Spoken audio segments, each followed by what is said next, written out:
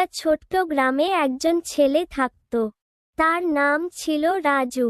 রাজু খুবই সরল একটা ছেলে ছিল। সেই গ্রামের স্কুলে পড়ত। তার বাসার পাশেই একটা বাগান ছিল। সেই বাগানে প্রতিদিন সকালে সে ঘুরতে যেত। সেই বাগানে একদিন সে একটা মেয়েকে দেখতে পেল। মেয়েটির নাম ছিল রাধা। রাধা খুবই সুন্দরী ছিল। তার চোখ দুটি ছিল কালো মণির মতো। রাজু রাধাকে দেখে প্রথমেই মুগ্ধ হয়ে গেল। সে প্রতিদিন বাগানে যেত শুধু রাধাকে দেখার জন্য।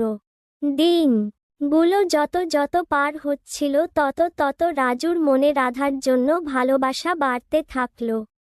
কিন্তু রাজু কখনো রাধাকে তার মনে কি আছে তা বলতে পারত না। একদিন রাজু সাহস করে রাধাকে তার মন খুলে বলল। রাধাও রাজুকে পছন্দ করত, কিন্তু তাদের মধ্যে একটা বড় সমস্যা ছিল। রাধার বাবা চাইতো না তার মেয়ে গ্রামের কোন ছেলেকে বিয়ে করুক।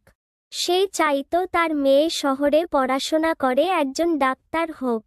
রাধার বাবার ইচ্ছের বিরুদ্ধে গিয়ে রাজু আর রাধা একসাথে থাকতে পারছিল না। তারা দুজনেই খুব কষ্ট পেত, কিন্তু তারা আশা ছাড়েনি। তারা ভাবত একদিন তারা একসাথে থাকবে। দিনগুলো যত যত পার হচ্ছিল তত তত রাধা পড়াশোনা করে সফল হচ্ছিল।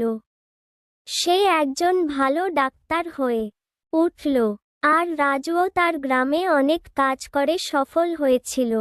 অবশেষে একদিন রাধার বাবা রাজুকে তার মেয়ের জন্য স্বীকার করে নিল, আর রাজু আর রাধা দুজনেই খুব খুশি হয়ে বিয়ে করে।